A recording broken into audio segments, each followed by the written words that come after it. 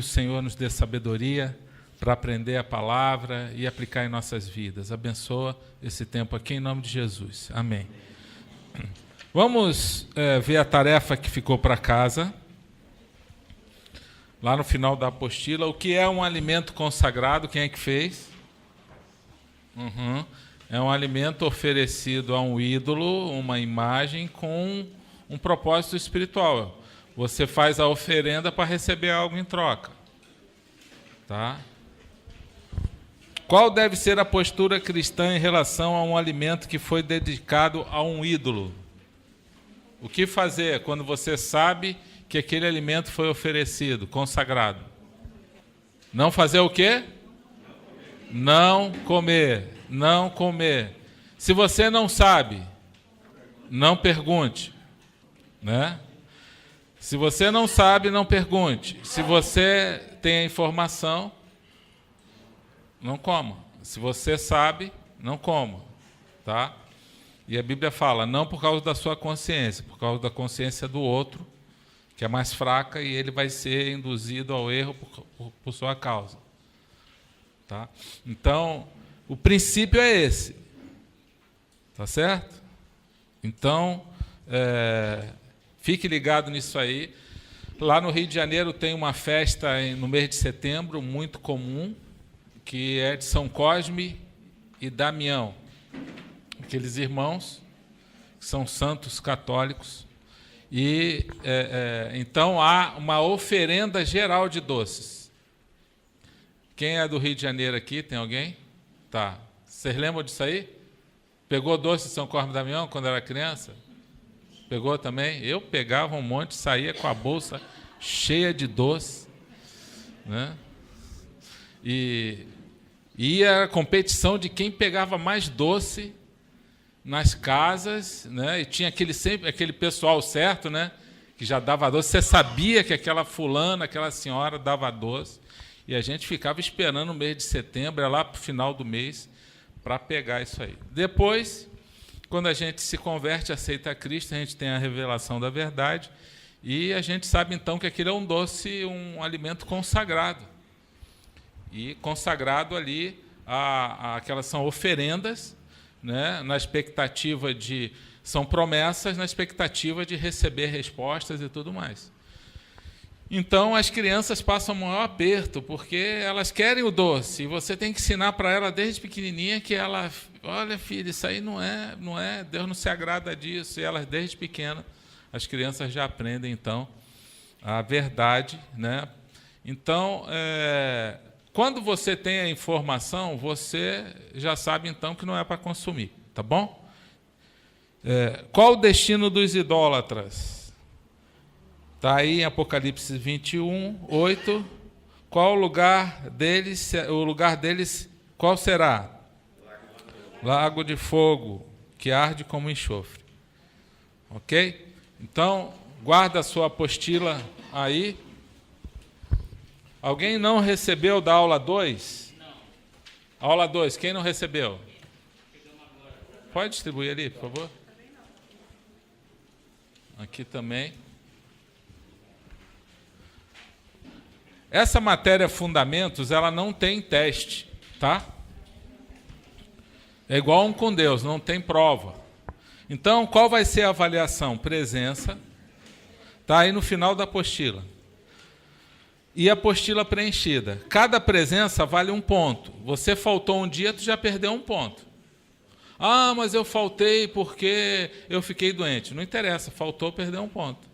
Você pode ouvir a aula lá no site, vai estar gravado em áudio, você ouve a aula, preenche a apostila, pelo menos o ponto da apostila você não perde. Tá bom? A apostila, cada apostila vale meio ponto. Então, são 7 aulas, cada aula vale 1 ponto. Se você vier a todas as aulas, quantos pontos você faz? 7. Então, você já garantiu 7 pontos só com a sua presença aí, prestando atenção na aula. Mas as apostilas, são 7 apostilas. Quanto dá? 7 apostilas vezes 0,5?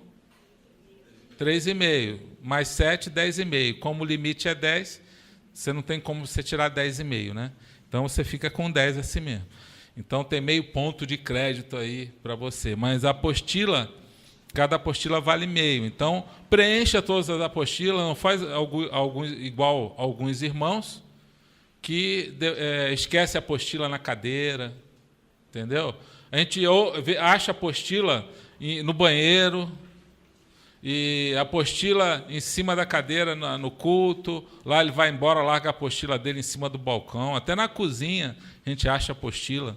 Aí depois ele fica desesperado, querendo as apostilas para preencher, para não perder os pontos. Então vai preenchendo em cada aula, você já vai participando aí, tendo a sua presença e a sua apostila aí, garantindo a sua aprovação nesse curso, tá? Então, vamos lá. Hoje a nossa aula é sobre a verdade sobre Maria, e que é a parte mais difícil para o católico deixar, né? Para ele conseguir romper com Maria, e até os carismáticos, que é um grupo dentro do catolicismo, eles não romperam com Maria. Eles vinham rompendo com várias heresias, mas quando chegou em Maria, na época o Papa que conduzia na década de 60, reuniu a liderança carismática e eles fizeram um acordo. E o acordo foi o seguinte: olha, vocês não querem adorar a imagem, tudo bem, a gente respeita, vocês continuam, porque a Igreja Católica não queria perder aquela grande quantidade de pessoas dos carismáticos, porque eles iam tudo para o lado evangélico. Então, o que o Papa fez? Olha, vocês continuem, vocês não precisam adorar os outros santos, mas fique com Maria. Aí argumentaram lá sobre Maria e tal, e tanto é que hoje os carismáticos ainda adotam a adoração a Maria, eles têm imagem de Maria, eles se curvam, se dobram, né? Então, hoje nós vamos conhecer a verdade sobre Maria. Vamos ler aqui esse texto. Vou pedir aqui um locutor oficial, alguém que tenha a voz de locutor para ler. Quem é que pode ler aí? Ou locutora? Pode? Então, lê aqui no microfone que está gravando, tua voz vai sair na gravação do áudio. Lá na...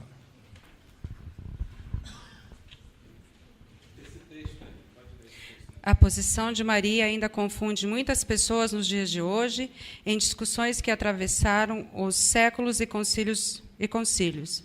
No século V, no concílio de Éfeso, foi reconhecida e aclamada Mãe de Deus.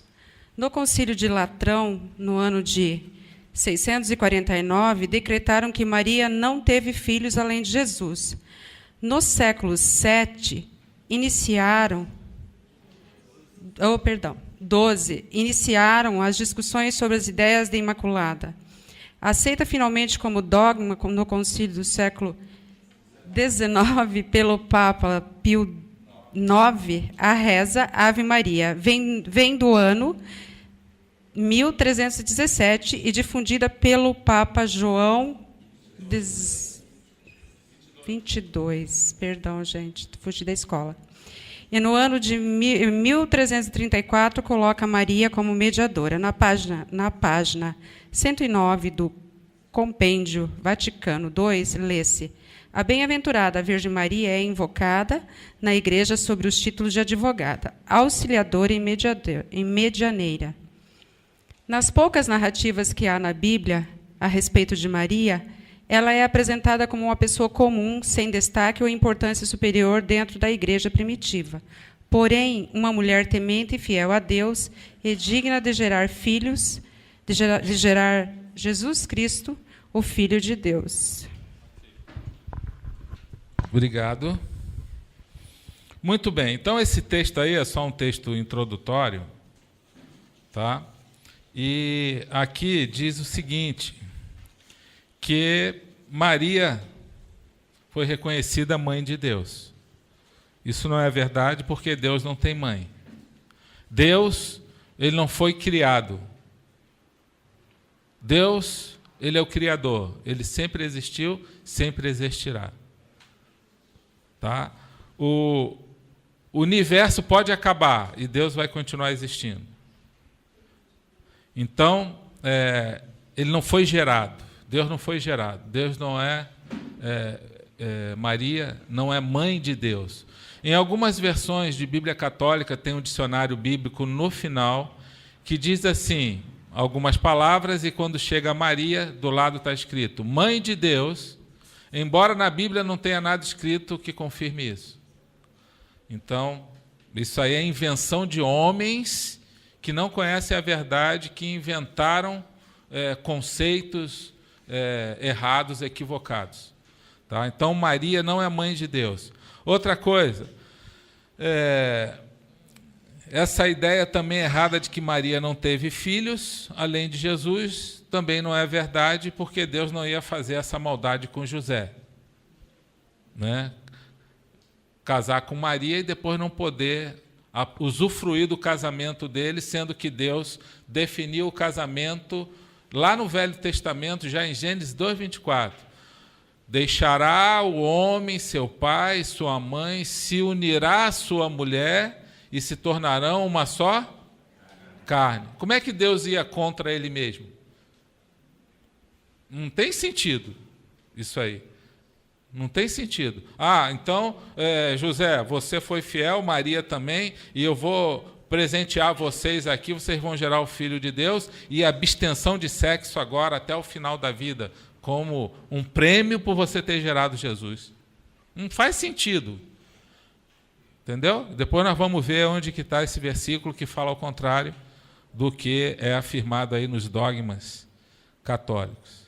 Então, a Maria não foi virgem, tá?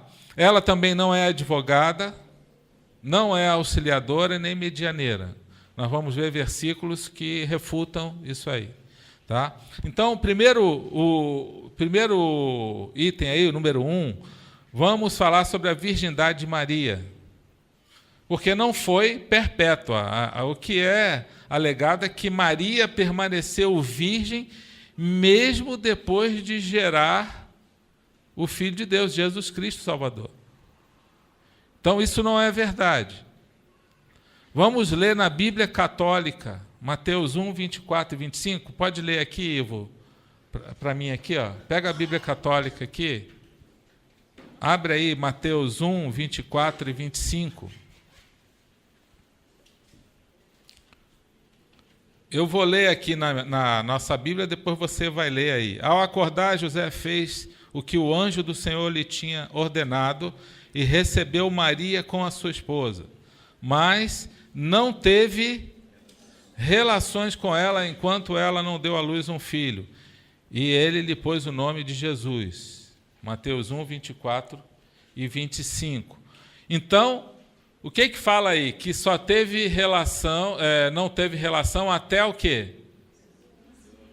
Até o nascimento de Jesus. A Bíblia está clara. Lê aí para nós. Despertando, José fez como o anjo do Senhor lhe havia mandado, e recebeu em sua casa sua esposa. E sem que ele a tivesse conhecido, ela deu à luz o seu filho, que recebeu o nome de Jesus. Tá.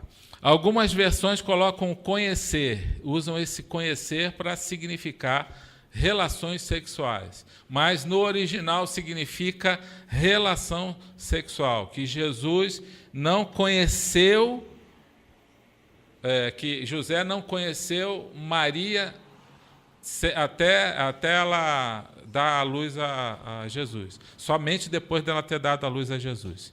Tá? Então, isso aqui não é essa questão aí da virgindade de Maria após Jesus ter nascido, não é verdade, mesmo porque Maria teve outros filhos. E nós vamos ver agora. Jesus tinha outros irmãos. Se Maria teve outros filhos, como que ela teve esses filhos? Claro que foi com José. Então, Jesus tinha outros irmãos. A palavra irmão no Novo Testamento, no original do grego, é usada a palavra adelphos, no grego, que significa filho da mesma mãe. Ou seja, esses filhos de Maria eram filhos de Maria mesmo, não era filho de José com outra mulher, não. Tá? Então, João capítulo 2, versículo 12, diz aí: depois disso ele desceu a Cafarnaum com sua mãe, seus irmãos e seus discípulos. Ali ficaram durante alguns dias. Na Bíblia Católica também está lá escrito irmãos. Então, não tem justificativa. Como que Maria permaneceu Virgem Maria? Ela não ficou virgem. Ela foi virgem até o momento do nascimento de Jesus. Porque Jesus não nasceu fruto de uma relação sexual. Foi fecundado por Deus. Por isso que Jesus não veio da descendência de Adão e Eva. Tá? Ele não veio da descendência de Adão e Eva. José era descendente da tribo de Judá. No entanto, Jesus não era filho de José. Era só filho por adoção. Então, fica bem claro essa concepção equivocada do cristianismo que é pregado no catolicismo. Quem veio do catolicismo aqui? Levanta o braço. Olha, a maioria, né? Quem já nasceu num lar cristão aprendendo a verdade desde cedo? Levanta o braço. Olha só, tem alguns aí também. Glória a Deus por isso. Mas a maioria de nós veio do catolicismo. Por isso que a gente tem que aprender isso aqui. Eu até expliquei na primeira aula que no início da igreja aqui, há 12, 13 anos atrás, as pessoas iam aceitando a Cristo e a gente não estava dando esse ensino ainda. Aí eu fui fazer uma visita para algumas pessoas da igreja, chegava lá, tomava um susto. Tinha lá na estante da pessoa uma imagem, né? Aquilo, eu ficava olhando para a pessoa e para a imagem, olhando para a pessoa e para a imagem. Eu não sabia para onde eu olhava e Deus falava ao meu coração: culpa sua que não ensinou. Como é que você quer que as pessoas aprendam o que elas não sabem? Elas aprenderam isso desde pequena, agora você tem que ensinar. Aí a gente começou a ensinar isso aqui, para as pessoas aprenderem a verdade. Por isso que está lá, quem não fez a aula 1, quem não fez a aula 1, levanta o braço. Você precisa fazer em casa, ler aqueles versículos e preencher, ouve o áudio e vai preenchendo ali a aula 1 no áudio que está na internet. Você vai preenchendo ali, é bem fácil, você vai ver alguns versículos. Pode pegar a Bíblia da Igreja Católica e abrir junto lá, você vai ver que na Bíblia da Igreja Católica está lá escrito. Só que eles não seguem, eles não fazem questão de cumprir a Bíblia. Tá? E por isso que muitos acabam, quando vão estudar a Bíblia, e um exemplo clássico desse é Martim Lutero, começou a estudar a Bíblia, entrou em parafuso. E ele era um professor de seminário. E ele começou a entrar em conflito, por quê? E ele começou a pensar: eu vou ensinar o que está na Bíblia ou vou ensinar doutrina de homens? E aí foi quando ele rompeu com o catolicismo e criou a reforma protestante, né, que foi o Martim Lutero o precursor disso aí. Tem até um filme de Martim Lutero, eu aconselho a ver, é meio chatinho, mas depois vai esquentando um pouquinho, vai melhorando. Mas você aprende muita coisa, tá? Sobre isso aí. Outro versículo aí que fala sobre irmãos de Jesus, Mateus capítulo 13. Diz aí, ó: não é este o filho do carpinteiro? O nome de sua mãe não é Maria? E não são seus irmãos Tiago, José, Simão e Judas? Não é o Iscariote, tá? Esse Judas aqui é aquele que escreveu o livro de Judas antes de Apocalipse. Um livro bem curtinho ali, era irmão de Jesus. Então, Jesus tinha irmãos. Não estão conosco todas as suas irmãs. Olha, depois que Jesus nasceu, José e Maria, negócio ali pegou para valer. Entendeu? Porque nasceu uma filharada. José pensou assim, Senhor, eu vou esperar, mas depois me aguarde. Né? De onde, pois, ele obteve todas essas coisas? Todos estes perseveraram unânimes em oração, Atos 1:14, com as mulheres, com Maria, mãe de Jesus, e com os irmãos. Mais uma vez, a Bíblia falando de irmãos, irmãos, irmãos, irmãos. Aí tem alguns que falam assim, não, mas esses irmãos não são irmãos de sangue, são irmãos. Aí tem outros que falam assim, não, mas aqui irmão não é irmão, é primo. Entendeu? Aí começa aqueles negócios, conjectura, né? E aquela coisa para tentar encaixar a doutrina com aquilo que eles ensinam.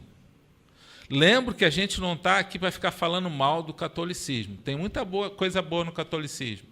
Quer ver uma coisa boa? Eles ensinam que Jesus é o Filho de Deus, o Salvador.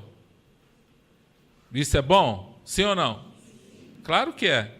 Imagina se eles ensinassem que Buda é o Salvador, ou Maomé é o Salvador. Imagina se o nosso país fosse um país muçulmano. Ia ser muito mais difícil das pessoas se converterem. Então, apesar das heresias, das coisas erradas, eles estão muito mais próximos da verdade. E por isso que muitas pessoas lá dentro do catolicismo conhecem a Jesus, porque não é a igreja em si que salva, é Jesus Cristo. Quando a pessoa resolve entregar a sua vida e crer de coração, a Bíblia diz que o Espírito Santo entra na vida da pessoa. Então, o que vai acontecer no céu, quando a gente chegar lá? A gente vai encontrar católico, a gente vai encontrar um monte de evangélico, gente que nunca foi à igreja, aquele ladrão da cruz nunca foi à igreja, e Jesus levou ele para o paraíso. E aí? Então a gente vai encontrar uma diversidade lá no paraíso, porque não é a igreja, a denominação, que é, inclusive, isso é uma falha do catolicismo, porque eu aprendi no catolicismo, existe um dogma católico numa encíclica papal que diz, fora da igreja católica não há salvação. A igreja católica apostólica romana é a única igreja verdadeira. Você já imaginou o peso dessas palavras, ensinar isso para a igreja? Mas é isso que está lá escrito. Hein? O credo, né? Diz lá, a única igreja verdadeira e fora da igreja católica apostólica romana, fora dela, não há salvação. Então, ele está querendo dizer o quê? Não é Jesus Cristo o mais importante, é a igreja. Entendeu? O equívoco, o engano. Agora, por que os homens colocam dogmas assim, doutrinas assim? Por quê? O que vocês acham? Vamos fazer um debate aqui. Fala. Desembucha, gente.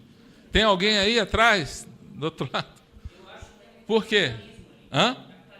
Capitalismo. O que mais? Poder. Manter as pessoas na igreja, ali. Manter as pessoas na igreja. Se você está numa igreja assim, que é ensinado, que se você sair dali, você vai para o inferno, você vai ficar com medo de sair, não vai? Só que a Bíblia diz o seguinte, onde opera o Espírito Santo, há liberdade para as pessoas. Entendeu? Liberdade, diga, liberdade. Tu acha que Deus é de repressor, prendedor, sei lá o que ele é, né? Autoritário e ameaçador? Não, não é assim. Por isso que uma vez, quando a gente fez não lembro qual foi a peça aí, ia ser no domingo. A gente hoje faz culto no domingo de manhã, quando tem peça. Mas não ia ter culto. Eu falei para as pessoas da igreja, vão visitar outras igrejas aí, mas visitem outras igrejas que não vai ter culto aqui. Mas depois vocês voltam. Aí alguns irmãos me procuraram. Pastor, mas como é que você fala um negócio desse? E se as pessoas não voltarem? Ué, se elas não voltarem é porque elas encontraram um lugar melhor para elas. E Deus abençoe ela lá na outra igreja que ela ficar. Não tem problema. Não, mas isso é muito arriscado. Eu falei, eu não estou com medo de... Né? Eu acho que eu não estou correndo risco por isso. Porque as pessoas vão querer escolher um lugar que elas tenham liberdade. O Espírito de Deus, onde ele está agindo, a Bíblia diz em Romanos, diz que há liberdade, não prisão. E sabe de uma coisa? Voltou todo mundo. Porque as pessoas querem estar num lugar que elas tenham liberdade de escolha, e não uma prisão. Algo ameaçando, se você sair... Aí o cara coloca, não, a igreja é a única salva. Tem igreja evangélica que faz isso também. E quando alguns irmãos dessa igreja, que eu não vou falar o nome por questões éticas, chegam aqui, chegam adoecidos. A gente tem que cuidar deles. Todos eles que vieram dessa maldita denominação, chegam aqui adoecidos. São horas de aconselhamento, que tem que cuidar. Tudo com alma ferida, tudo assim, judiado pela religião, pela religiosidade. Uma igreja evangélica. Aí a gente vai lá, ajuda a pessoa, e ela passa por um processo de cura na vida dela. Por quê? Por causa da maldita religiosidade que os homens inventam. Né? Então, quando a pessoa coloca a igreja acima de Jesus Cristo, na verdade, essa igreja pode-se dizer o quê? Evangélica, cristã, seja lá o que for, gospel, não sei. Está cometendo idolatria, porque está tomando o lugar de Deus. Então, aqueles líderes que inventam esses ensinos de homens, eles são idólatras, na verdade. E aí eu não quero ser idólatra. Porque o lugar do idólatra é lago de fogo. Então a gente não pode brincar com isso. Número 3. Jesus igualou Maria e seus irmãos a todos que fazem a sua vontade. Marcos 3, 31 e 35. Vinícius, pode abrir aí para nós? Marcos 3, 31 e 35. Lê esse versículo aí, por favor.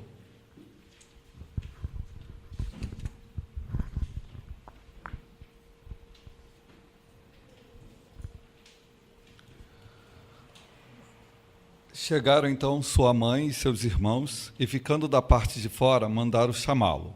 E a multidão estava sentada ao redor dele, e disseram-lhe: Eis que tua mãe e teus irmãos estão lá fora e te procuram. Respondeu-lhe Jesus, dizendo: Quem é minha mãe e quem é meus irmãos? E olhando em redor para os que estavam sentados à roda de si, disse: Eis aqui minha mãe e meus irmãos, pois aquele que fizer a vontade de Deus, esse é meu irmão, irmã e mãe. Ok, você vai ver então Jesus, em alguns momentos, ele desconstruindo aquilo que queriam construir em volta de Maria. Ou seja, colocar Maria numa posição de destaque na fé cristã. Além daquilo que Deus já deu para ela, que foi gerar o Filho de Deus, Jesus Cristo. Ela foi considerada bem-aventurada, feliz, abençoada por ter feito isso, pela vida dela que ela tinha com Deus, pelo temor, pela fidelidade. Claro que Deus não ia escolher uma mulher qualquer, uma mulher sem compromisso, uma mulher sem testemunho de vida. Ele escolheu Maria porque ela era uma mulher fiel a Deus. Mas você vê em alguns momentos Jesus desconstruindo aquilo que Satanás, o mundo queria fazer com Maria, que é colocar ela numa posição mais elevada, superior. Tá? Então aqui, os irmãos de Jesus com Maria chega querendo falar com Jesus, e ele coloca ela numa posição de igualdade com todos aqueles que obedecem. Ela fala, ele diz, olha, mãe e irmãos são aqueles que obedecem a palavra, ouve e obedece.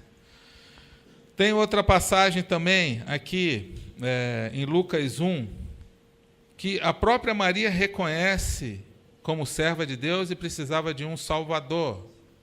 Maria diz aí, minha alma engrandece ao Senhor, meu espírito se alegra em Deus, meu Salvador. Ela não é salvadora, ela não é medianeira, ela não é auxiliadora, ela não é... Aliás, quem orar para Maria está consultando a mortos, que a gente viu que Deus condena isso na primeira aula. Quem fizer uma reza, toda reza para a Ave Maria, está fazendo uma invocação de um espírito morto, de uma pessoa que morreu. E toda invocação de espíritos de mortos há manifestações demoníacas, por causa da desobediência, né? Então, desobedeceu aquele princípio de Deus, fez uma invocação de morto. Quando a pessoa ora para um morto, ela está fazendo o quê? Ela está chamando um espírito que já se foi. Como esse espírito não pode voltar, que a Bíblia diz, quem é que volta para enganar? Demônio. Então, às vezes, o que o inimigo faz? Faz a pessoa ficar vendo vulto, gente que fica vendo pessoas da família que já morreu. Na verdade, não é aquela pessoa, é um espírito demoníaco que está agindo para trazer confusão mental. A pessoa ouve vozes. A pessoa fica sonhando o tempo todo com o morto. Entendeu? Então precisa de oração, precisa de libertação, e a pessoa começa a ficar atormentada por causa disso. Então, por quê? Porque está quebrando o princípio. Às vezes não está quebrando o princípio e acontece isso. Nós já pegamos casos aqui de ajudar pessoas com mágoas profundas na vida, ressentimentos com pessoas da própria família, normalmente com pai e mãe, e a pessoa começa a ver vulto dentro de casa, ouvir vozes, e não tem ninguém, aí ela começa a ficar atormentada, em pânico, porque passa uma pessoa, na frente dela não tem ninguém, daqui a pouco a pessoa some. E todos os casos que nós vemos aqui, pegamos aqui, eram muitos casos de mágoa, quando a pessoa liberou o perdão, cessou a influência demoníaca. E, em alguns casos, pessoas que participaram de práticas não cristãs no passado. Espírita, consulta a feiticeiras, videntes e mãe de santos que fazem... esses dias eu recebi até no carro, eu estava parado no carro com a Claudinha, recebi um folder, aquelas pessoas que vêm entregar folder, panfleto, né? E estava lá, a mãe de santo não sei qual, nós fazemos o trabalho para trazer o seu amor de volta, e tal, todas aquelas promessas, pague só depois que receber. Esse eu nunca tinha visto. Eu falei, Senhor, o diabo está aperfeiçoando o negócio. Os demônios estão aperfeiçoando. Pague só depois de receber. Porque, na verdade, eles têm poder para fazer. O que acontece quando a pessoa vai num lugar desse? Ela estabelece um pacto, uma aliança. Entendeu? Essa aliança vai te cobrar caro depois. E muitos casos que pessoas fizeram alianças e muitas vezes com problema de saúde, que foram buscar ajuda nessas pessoas, problemas amorosos, ela fez um pacto lá no passado. E muitas vezes ela já se converteu e está sendo atormentada até hoje por causa daquilo ali. E ela pensa assim, mas eu aceitei Jesus, por que isso está me atrapalhando? Então precisa passar pelos passos de libertação, renúncia. Nós vamos fazer um acampamento em agosto, um propósito só de trabalhar isso aí, libertação. Todos os passos de libertação. Vamos fazer um inventário na vida das pessoas para ver o que tem ali e aí a gente mexe mesmo na vida da pessoa para levar ela a renunciar àquele favor recebido e para poder se libertar daquela opressão. E muitos casos de mágoas vocês não imaginam o que aparece, né? Mágoas profundas na vida da pessoa, que nem ela sabia, nem lembrava mais que tinha. E tudo isso gera legalidade na vida da pessoa. Legalidade de quê? De espíritos de demônios atormentar a pessoa. Tá? Porque a libertação não é aquilo que você vê na TV, que algumas igrejas fazem, o demônio fica lá, eles ficam brincando com o demônio, fazendo entrevista. Não é aquilo. Aquilo é palhaçada. Aquilo é brincadeira. Jesus fala para não fazer isso. Entendeu? Aquilo é... O cara pode até expulsar um demônio daquele ali, mas se ele não fizer os passos e o problema, a raiz do problema continuar, a Bíblia diz que o demônio volta com 7 piores e arrebenta com a vida da pessoa. Isso é muito comum acontecer. Então, tem que identificar o problema, ela tem que renunciar, ela tem que se arrepender, e isso dá trabalho. Isso são horas, horas e horas. Dá para fazer individual e dá para fazer no coletivo também, por isso que a gente vai fazer esse retiro aí, chamado Vida Plena, que será em agosto, a gente vai divulgar ainda, tá? E às vezes cai um endemoniado lá, mas vai sair em nome de Jesus.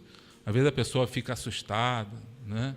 Cai um endemoniado lá e tal, mas a gente pede até a Deus para não deixar cair, entendeu? Porque senão a pessoa pensa assim, será que eu vou ser o próximo?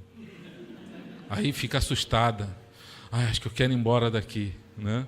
Aí, se tiver alguma coisa, já aconteceu de cair, né? Mas a gente leva para uma salinha, ora pela pessoa, aí o espírito lá vai embora, aí a gente continua, ela volta para a sala de novo, para o auditório, e vai ser ministrada de novo. Pode acontecer com alguém, tá? Então, é um acampamento diferente, é mais profundo, mas nós vamos divulgar na época aí, oportuna. O que você falou, meu irmão? Eles fazem essa recomendação. Isso, Aham. acontece no meu caminho. Ele vem, vai lá, paga uma taxinha, paga. Aham. Isso também é um pecado grave aos olhos de Deus. Por quê? Porque é uma invocação a um espírito. Qual é o propósito da missa? É pagar um benefício, de alguma forma fazer um benefício para aquela alma que já se foi, aquela pessoa. A partir do momento que a pessoa morreu, não tem mais o que fazer, cumpriu a missão com ela. Entendeu? Seja bom para uma pessoa enquanto ela está viva. Depois que ela morreu, não adianta rezar missa e etc, tal, querer acender vela para ela, que isso tudo, na verdade, é um pecado. É um pecado que Deus fala na Bíblia, por quê? Está fazendo uma consulta a morto, invocando um espírito morto. E aí há manifestação demoníaca na vida de quem está fazendo aquilo ali. Tá?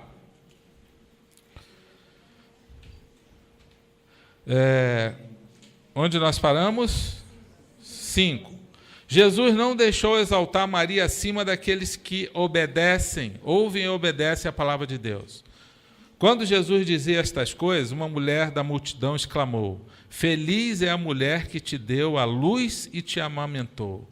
Ele respondeu: Antes felizes são aqueles que ouvem a palavra de Deus e lhe obedecem. Quem será que soprou essa voz, hein? Nessa multidão?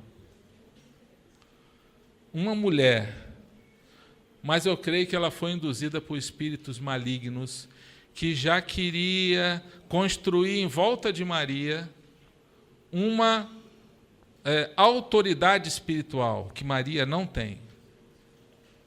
Queria que Maria fosse destacada, tá?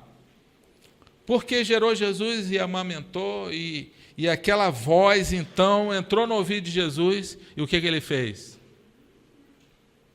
O que ele fez? Derrubou. Tá? E ele disse o quê? Que bem-aventurado, felizes aqueles que ouvem a palavra de Deus e lhe obedecem. Ele está falando, isso não quer dizer nada. Não é porque Maria, minha mãe, me gerou que ela vai ser superior aos outros. Não é porque Maria, minha mãe, me gerou que ela vai ser considerada, vai ter uma vida, um destaque espiritual por causa disso. E vão idolatrar ela. Não. Jesus coloca ela num patamar daqueles que obedecem, ouvem e obedecem a palavra de Deus.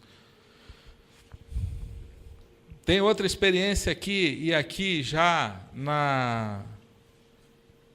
no primeiro milagre que Jesus faz, que é a transformação da água em vinho naquele casamento, que era um mico para os costumes judaicos da época, faltar comida ou vinho ou bebida num casamento. E Maria, percebendo o constrangimento que isso ia trazer para a família do casal, foi até Jesus e pediu a Jesus que fizesse alguma coisa. E Jesus responde assim, então: que temos nós em comum, mulher?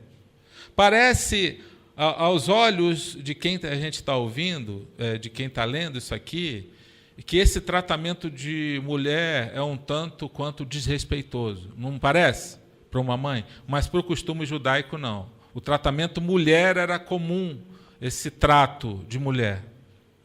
Tá? Mas aqui não é o filho Jesus de Nazaré falando. Aqui já é o Filho de Deus que está iniciando, que vai iniciar o ministério dele. Por isso que ele diz aqui, a minha hora ainda não chegou. Sua mãe disse aos serviçais, façam tudo o que ele mandar. Então Maria reconhece a autoridade de Jesus.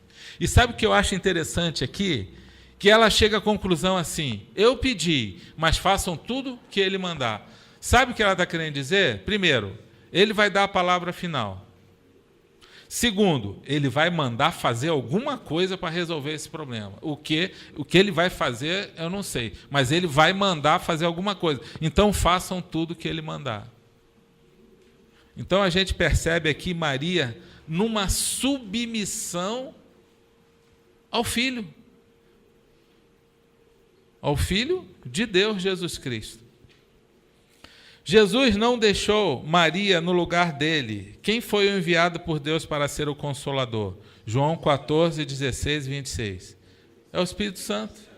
Jesus enviou. Jesus, ele estava restrito a um corpo. Ele só andou pelo Oriente Médio, naquela região da Judéia, naquela região da Palestina. Ele não andou no mundo todo, porque ele estava restrito a um corpo físico. Quando esse corpo foi para o túmulo, ressuscitou, ele ganhou um novo corpo, que é o corpo que a gente a Bíblia diz que a gente vai receber. Esse corpo, ele não se decompõe mais, ele não fica doente, ele não está na nossa dimensão mais, ele atravessa a parede, não existe mais obstáculo de espaço e tempo para ele. Tá? Só que Jesus está onde agora? Onde que Jesus está? À direita do Pai, no céu, que a Bíblia diz. E quem veio para ficar na terra? De que forma Deus se faz presente na terra? Do Espírito Santo. E o Espírito Santo ele já tem outra função, por isso que a Bíblia diz, dentro da doutrina da Trindade, que Deus ele é Pai, é Filho e Espírito Santo, mas tudo é Deus. É Deus Pai, Deus Filho e Deus Espírito Santo. E o que está na terra, como Deus age na terra hoje? Através do Espírito Santo, que é uma pessoa também. Como que o Espírito Santo entra na nossa vida? Hein? Quando nós aceitamos a Cristo. Abre aí Efésios 1:13. Quem achar primeiro pode ler, por favor. Efésios 1:13. Então, quando ouviram a verdade do Evangelho e creram, receberam o quê? Foram selados com o Espírito Santo da verdade, Espírito Santo de Deus. Então precisa crer, precisa receber Jesus como Senhor na sua vida, crer que Ele morreu, que Ele ressuscitou. E aí o Espírito Santo vem e faz morada na vida da pessoa. Então, Jesus foi para o céu e veio o Espírito Santo, que agora vai na vida de cada pessoa. O Espírito Santo ele está na vida de todo aquele que crê. É algo sobrenatural que Deus faz. Não é Jesus que está na sua vida, é o Espírito Santo. Jesus está lá no céu. A partir do momento que você crê e você se submete à verdade de Jesus, a Bíblia diz que o Espírito Santo entra em você. E ele vai lá no teu espírito agora, e ele se aloja lá. E aí a tua vida começa a mudar. Por quê? Porque está lá no teu espírito, que é o fôlego da vida.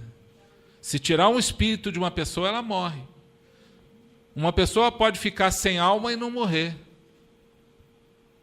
Por exemplo, uma pessoa está em coma ali, ela não tem nenhuma reação com o mundo exterior, os sentidos dela já não funcionam mais. Tá? Às vezes tem até morte cerebral, o coração está batendo.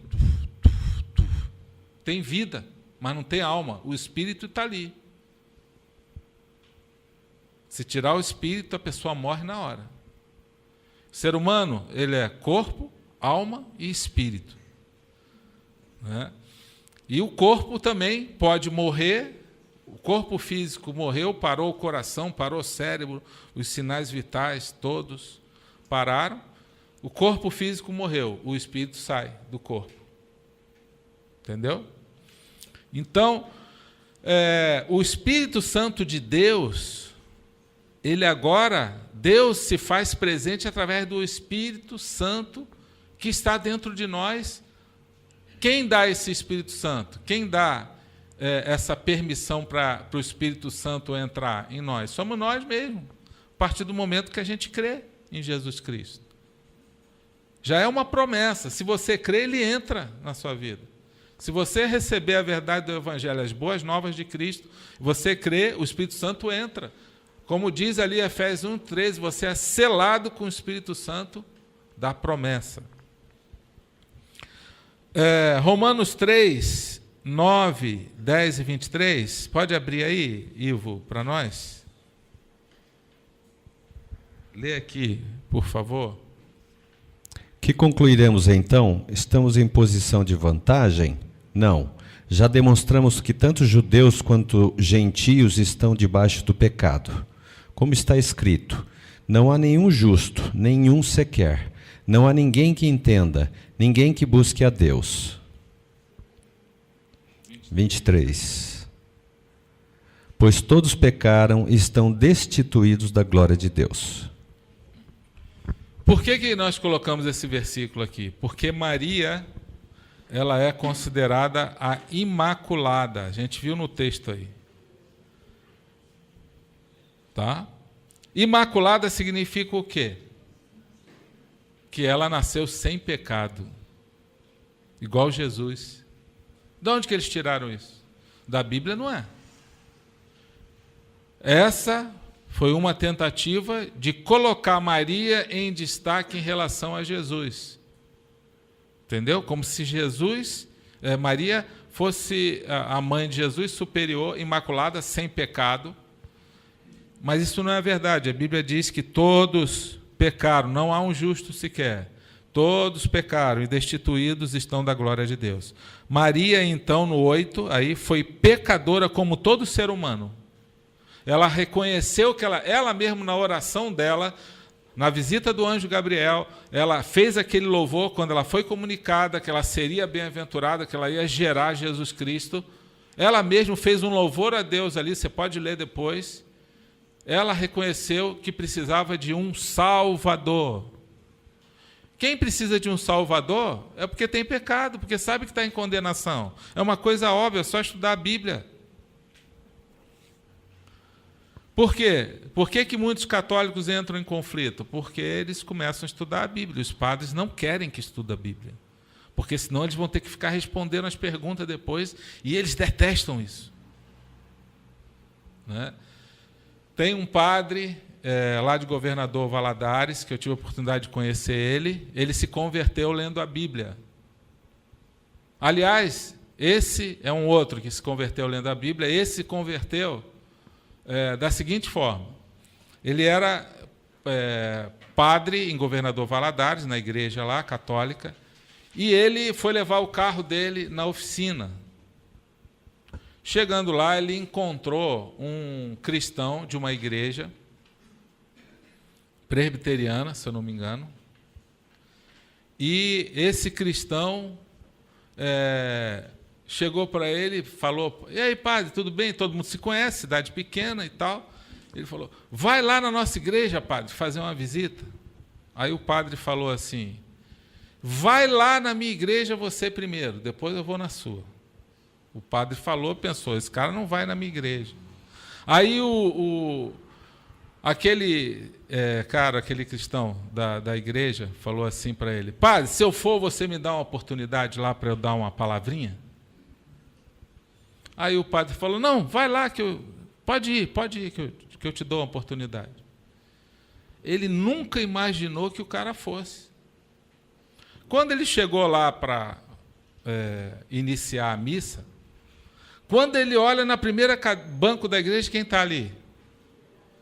Ele falou: não acredito que esse cara veio, agora eu tenho que, prometi, vou ter que chamar ele aqui e dar uma palavrinha para ele. E ele pensou: puxa vida, eu fiz esse convite só para não ser mal educado, agora vou ter que dar, que burrice. Isso ele contando o testemunho dele, né?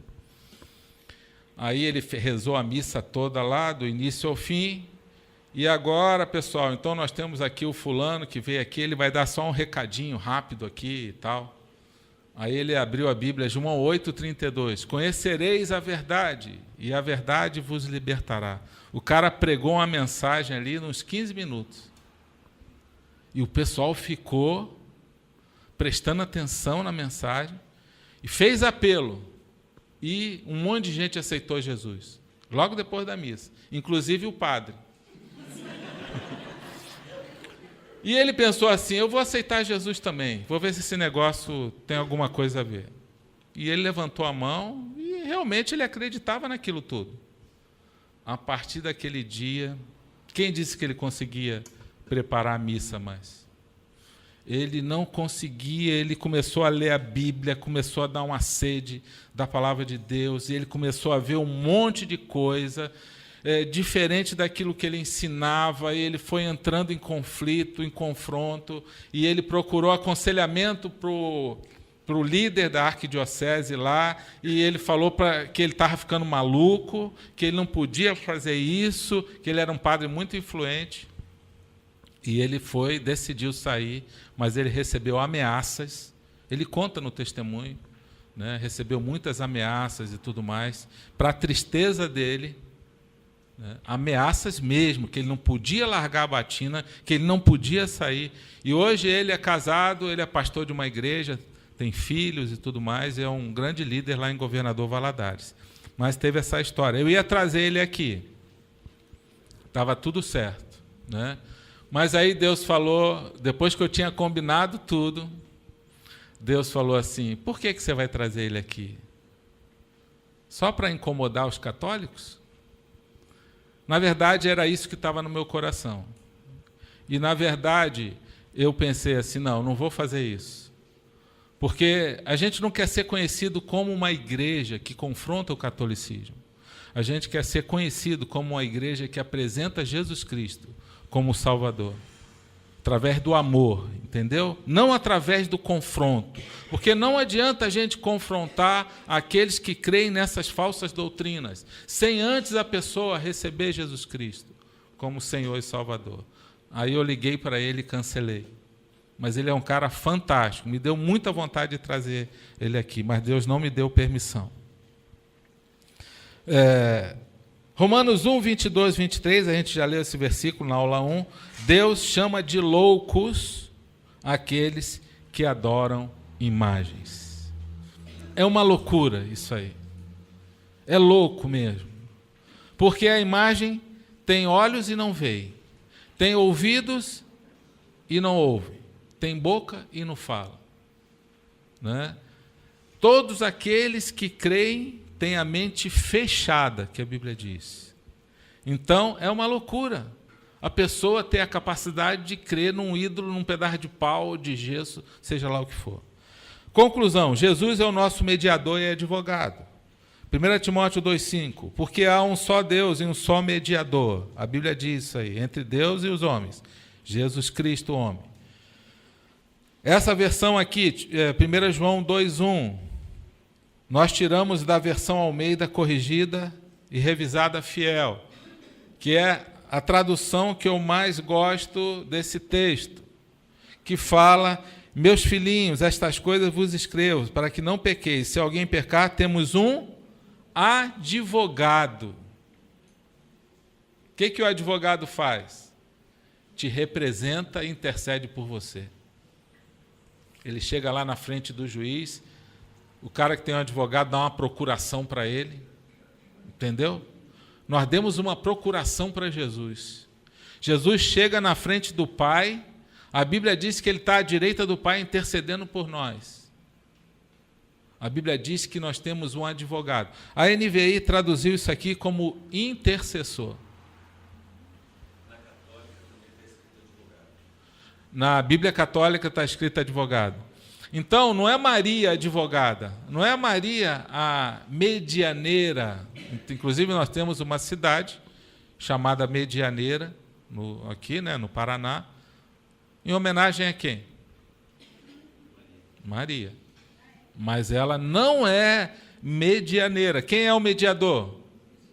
Jesus Cristo. Agora, adianta você ficar confrontando o católico, isso aí? Sim ou não? Você tem que apresentar Jesus Cristo para ele, porque a mente dele está fechada. Ele aprendeu isso desde pequenininho. Para ele aquilo é verdade. Para ele aquilo, ele cresceu com aquilo ali no coração e ele crê daquele jeito. Aí você vai combater, abre a Bíblia, não entra na mente dele, porque a mente está fechada. Então você tem que apresentar o quê? Jesus Cristo. Quando ele recebe o Espírito Santo, a Bíblia diz que o Espírito Santo convence a pessoa do pecado e do juízo. Aí ela começa a ver aquilo ali, depois que ela aceitou Jesus. Então você tem que pregar Jesus Cristo para o católico. Depois que ele aceitar Jesus, as coisas mudam. E, para fechar, Isaías 42, 8, eu sou o Senhor, esse é meu nome, não darei outro a minha glória, nem a imagens o meu louvor. Amém? Alguma pergunta?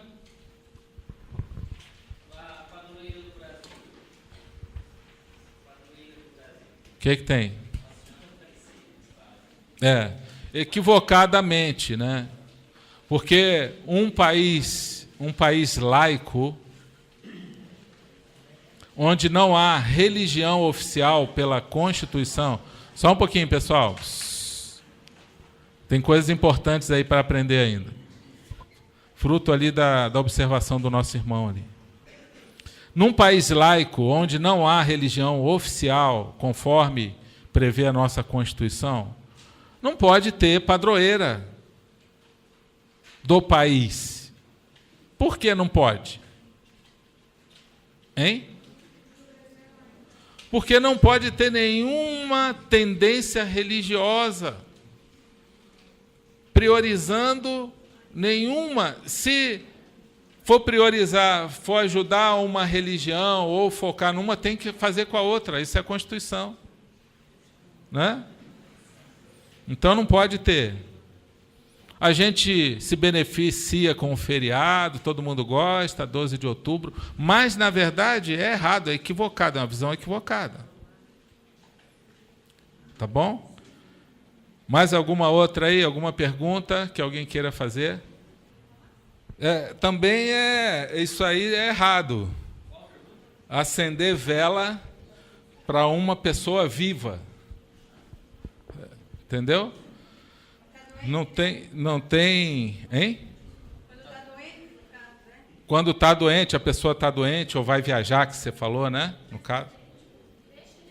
Não, se é uma pessoa que você conhece ali, você explica, olha, não precisa fazer, Se a pessoa quiser fazer, tá, então faça, mas aquilo não te afeta em nada.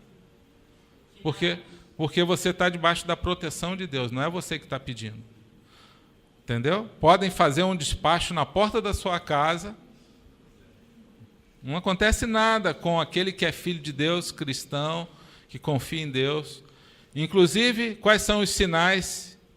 Estes serão os sinais que acompanharão vocês, os sinais daqueles que creem. Né? Você comerá alguma coisa mortífera e não te fará mal. Pode tomar até um veneno, alguém querer te envenenar, você não morre, porque Deus não deixa mesmo. É sinal. Vão querer te matar, Deus não deixa. Aí no céu tu vai ver, Deus vai te mostrar lá. Olha o que eu te livrei aí, ó, aquela vez lá. Aí você vai, oh Deus, obrigado. Acho que Deus vai passar alguma coisinha assim para a gente ver. Né? Aquele cara ia te assaltar, eu estava no teu caminho para te assaltar, eu ceguei ele na hora. Né? E assim acontece. Teve uma vez que uma irmã nossa aqui, ela foi assaltada, ia ser assaltada em Curitiba, e ela estava com o vidro aberto, o cara chegou com a arma, quando olhou para ela, ele saiu correndo, com a arma na mão. Eu não sei o que Deus fez ele ver ali. Ela ficou sem entender também. Mas ele chegou com a arma, quando ele viu que era ela, ele saiu correndo, desesperado. Então, coisas assim que Deus, às vezes, vai proteção na vida dos seus filhos, né? E são mistérios de Deus. Agora, você não precisa temer essas coisas. Se você está no caminho de Deus, está fazendo a coisa certa, a vontade de Deus, a tua vida pertence a Cristo, qual é a promessa lá em 1 João 5,18? Aqueles que nasceram de Cristo, o maligno não pode tocar. Não toca. Podem fazer trabalho, pode fazer feitiçaria, pode fazer o que quiser. Né? E às vezes acontece isso, irmãos que chegam na igreja, aceitaram Jesus, pastor, fizeram um trabalho de feitiçaria para mim. E, rapaz, você aceitou a Cristo agora, tua vida é de Jesus, quer seguir o caminho de Deus? Né? Você vai ser liberto disso aí, não vai pegar nada para você. Hein? Finados? Então, isso aí, às vezes, na aula anterior, a gente comentou sobre isso, que falava sobre a consulta a mortos. Né? Você ir no cemitério, fazer lá cuidar do túmulo e tudo mais, não tem problema nenhum. Mas você vai no Dia dos Mortos, que é um feriado católico. Tudo isso que aconteceu com o catolicismo foi influência do paganismo. Isso não existe na Bíblia. Pelo contrário, Deus condena na Bíblia. O paganismo entrou com muita força no catolicismo, por quê? A religião dos romanos era a religião pagã. E a igreja de Roma foi o berço do catolicismo. Quando você vai conhecendo a história, você vai ver que foi infiltrado muitos ensinos, muitas heresias. Agora, você ir lá no Dia dos Mortos e ficar lá cultuando, orando e fazendo ali não sei o que, orações para o morto, você está desobedecendo a Deus. Isso pode ter consequência espiritual na sua vida. Agora, você ir lá, cuidar de um túmulo, pintar, sei lá, colocar flores, adornar, porque é um lugar que você está cuidando sem nenhum vínculo com o morto ali, oração. Você pode até chorar a ausência daquela pessoa. Não há problema. O choro ali é um pranto porque você sente falta da pessoa. Isso não quer dizer que a pessoa está consultando a morte. Agora, você está ali para cuidar daquele túmulo, que era, inclusive, uma prática cristã, o túmulo, a pessoa ser enterrada e não ser cremada. Tá? Também não é nenhum pecado a cremação, mas a prática judaica era do túmulo, porque, inclusive, era mais barato enterrar uma pessoa do que cremar ela. Né?